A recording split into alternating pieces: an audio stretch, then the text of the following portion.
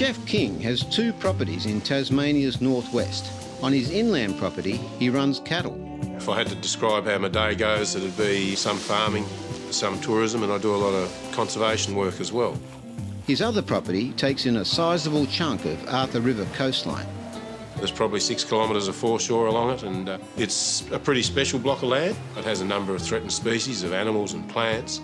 When he's not tending his herd, he has a devil of a job showing tourists the world's largest carnivorous marsupial.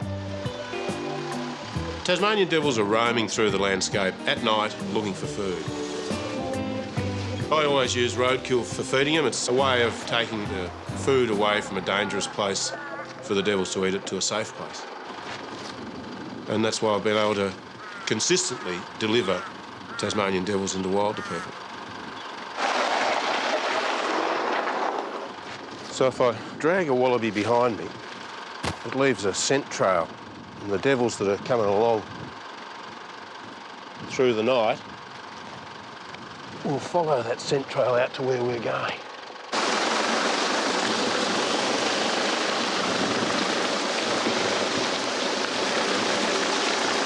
Devils follow along creeks and streams looking for food. They follow along those little sandy tracks like the one we're driving along, and they come around the foreshore, looking for food.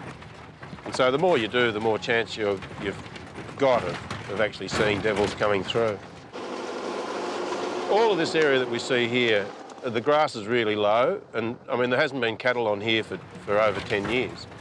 But it's kept low by all the marsupials that are feeding on it. It's actually a sort of a marsupial lawn.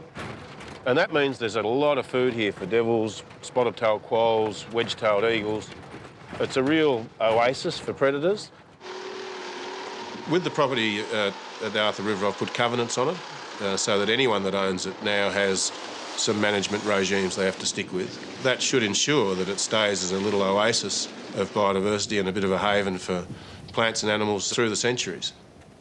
Geoff's old family beach shack serves as a nighttime observation post for the devils.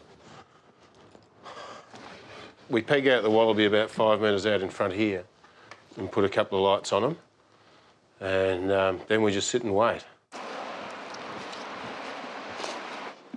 Every night you have this expectation that you'll see them, but you're never really sure. They're a wild animal. It's a really good night for hunting. Overcast, not too much wind. Let's hope there's some hungry devils out there. It's not long before a devil appears to feast on the fresh roadkill.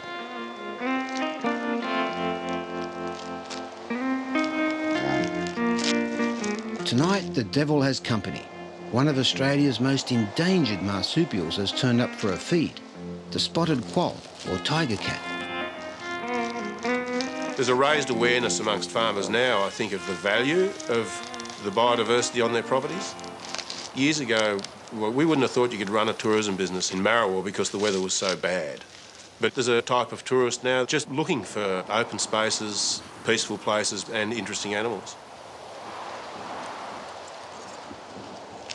I think we're learning a little bit more about just what we've got. The things that we take for granted are actually things that people value.